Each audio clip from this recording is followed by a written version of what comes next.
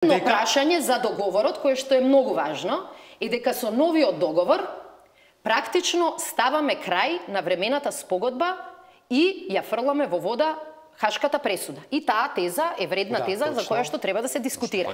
Јас сакам само да потсетам дека ова е истата партија која што фрли дрва и камења и која што цел овој 20-30 години период го напаѓаше Киро Глигоров заради времената спогодба.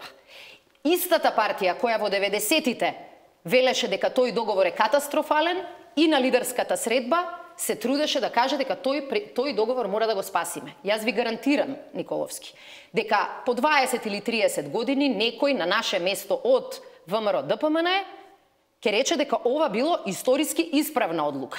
Ама задача на политичките партии не е да бидат во право после 20 години, туку да бидат во право тогаш кога настаните се случуваат.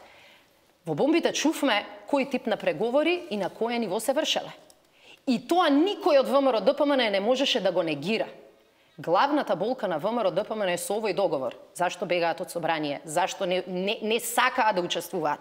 Беше затоа што вие таков договор во кој македонскиот јазик, македонската заедница, македонскиот идентитет ќе ги заштитите, не можевте да постигнете. И тоа е присутно во секој од вашите документи, во сите изјави.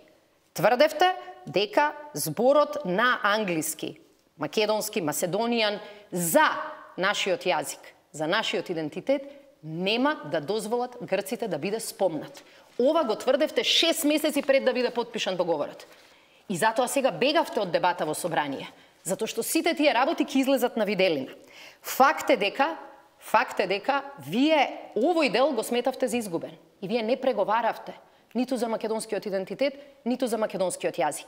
Целосна невистина е тезата која што ја кажувате дека терминот македонски за јазикот ќе сме можеле да го користиме само дома.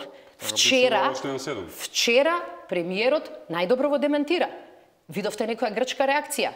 Зборуваше на македонски, зборуваше дека е македонец, зборуваше дека македонскиот идентитет и посебно се гарантирани. А ако имате дилеми, може да кликнете и на веб страната, на пример, на НАТО. И да видите дека некои од материјалите информативни за НАТО одат во македонска верзија или Macedonian version. И јас знам дека во преговори тешко е да признаеш дека другите успеале таму каде што си пропаднал. Меѓутоа сега моментот е малку посериозен.